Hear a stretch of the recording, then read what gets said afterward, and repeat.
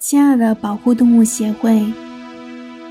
虽然你们一定觉得这不关你们的事儿，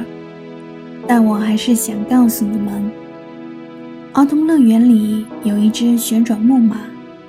它的前脚跌断了，但它每天仍需辛苦工作。他们替它包扎了，种种肥大的石膏并不会真正地影响它优雅的前进。可是每当音乐响起时，他就开始委屈地掉泪，什么话也不说，连带着不小心坐在他背上的小孩统统感到心情郁闷。那是一种说不上来胸口胀痛的难过，像一抬头，天气突然转凉了，但身体却还想停留在夏天海边般的伤心。也不知道要过多久，也许要等骨头慢慢长好了，旋转木马的泪才渐渐不再流。天冷了，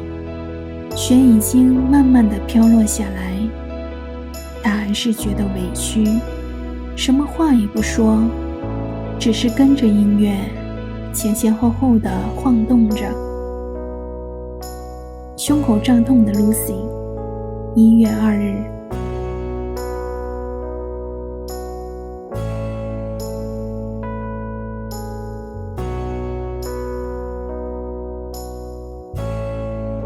親愛的保護動物協會，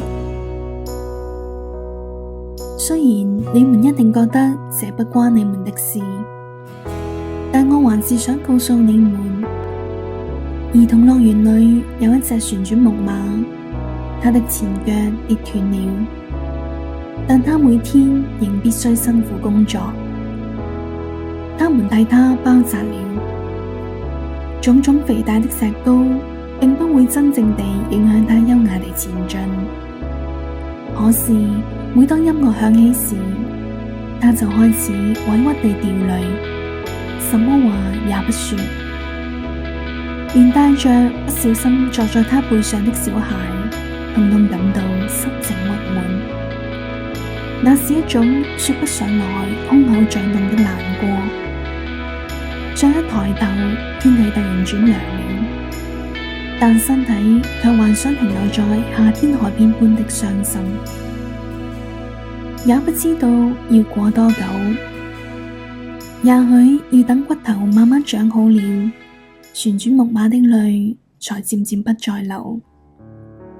天冷了，雪已經慢慢地飄落下來，他還是覺得委屈，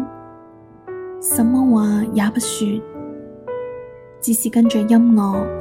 前前後後地晃動着。